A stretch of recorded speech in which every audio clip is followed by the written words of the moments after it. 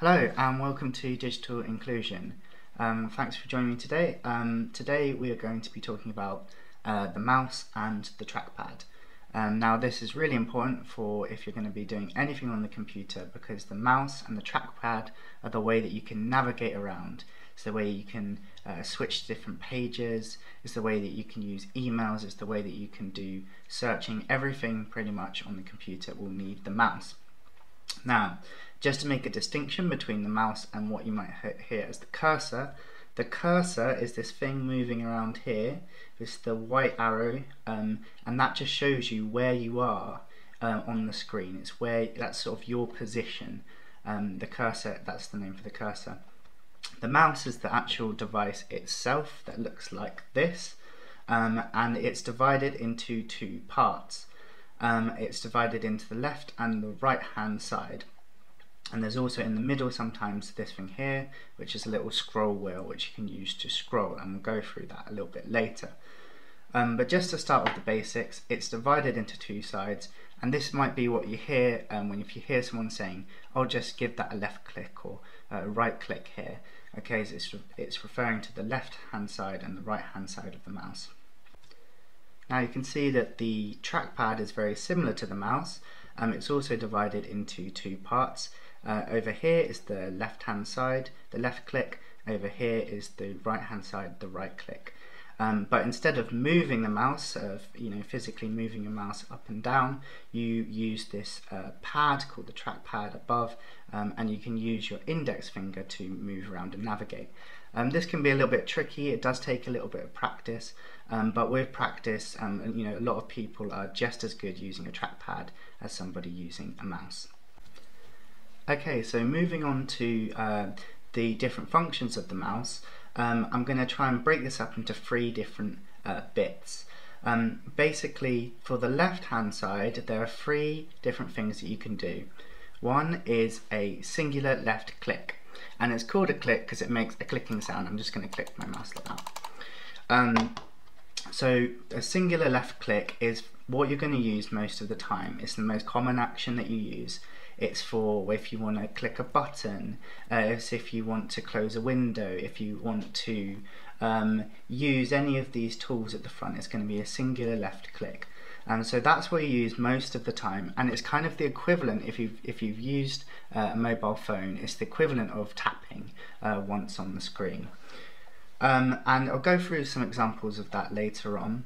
The next thing that you can do is you can do left click and drag, and that means that you do that singular left click, but you hold it down and then you can move the mouse itself up and down, and that is used for things like scrolling. So you can see here I've found this thing at the side which is called scroll bar. I'm left clicking singular and then I'm pulling that down.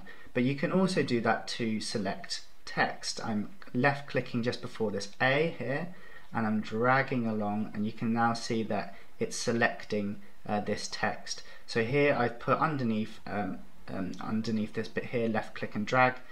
You can use it to grab things like the scroll bar, or you can use it to select text. Okay, so that leaves one last thing that you can do with the left hand side of the mouse, and that is the double left click. Now I kind of think of this as knocking on someone's door. It's used to open something up. Now most of the time you can get by with your left click, but for some things you need to do a double left click to make them open, and I'm just going to show a real quick example, and that is here with the Google Chrome. You have to double left click to open up an internet browser. There are other things as well that will require the double left click, but that's just one example. So those are the three things you can do. Singular left click for most things, left click and drag for using it for scrolling or for selecting text, and the double left click if you want to open something up that isn't opening with a singular click. That leads us to the final thing, which is the right click, and that is basically when you want to find more options. And right clicking anywhere on the screen at some point will give you some extra options. So if I right click over here, it's giving me a load of options. If I move over to my desktop and I do a right click and I see some more options here. Wherever you are, if you do a right click, it will show you more options, and that is often the key to lots of problems. You might think, how can I solve this problem? I can't see the option anywhere to resolve this. If you right click, you can see there might be some more options available. I'm going to run through a quick example now of how we can tie all of this together. Okay, so I'm just going to run through a quick example just to show how knowing how to use your mouse is so important with the computer. So say I want to go on to BBC Sport to read an article about some sports.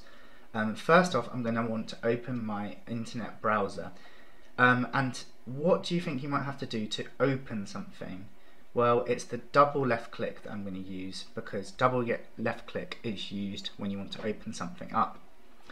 Next, I can see that this bar here is ready. I can type my search into, but the screen is a little bit lopsided, so I want to move down the page. So what do I do for that?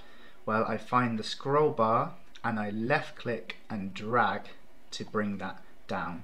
Now it's nice and centered and I can type in this easily. I'm going to type in BBC Sports, and we'll go through internet searching later. And now I've found my page and I want to go on it. So this is a simple action. I'm not opening anything, I'm just following a link, and that's a single left click. And so now I finally got to the pages that I want. I'm going to use that scroll again, so left click and drag to scroll down the page. But say for instance I'd like to print this page out, and I can't see any options along here of how to print it, so I think, well, are there any more options for this page? Well, I find some of this white space, I right click, and as I can see here, now you have the option to print, so I could print this page if I wanted. So this is just sort of a really quick and, in a way, I guess a bit of a silly example. But the point is that learning how to use the mouse comes from practice, and by following along through the other tutorials, we'll be using left click, right click, scrolling and selecting all of the time, and you can build up your skills using the mouse. Okay, so thanks for finishing this video. One last thing is to say that I know that some people like having these sort of printed out resources, so I'm going to be collecting all the resources from the videos that I make, and I'll make sure that those are available. So just check the link in the description, and that will redirect you to the notes for this lesson.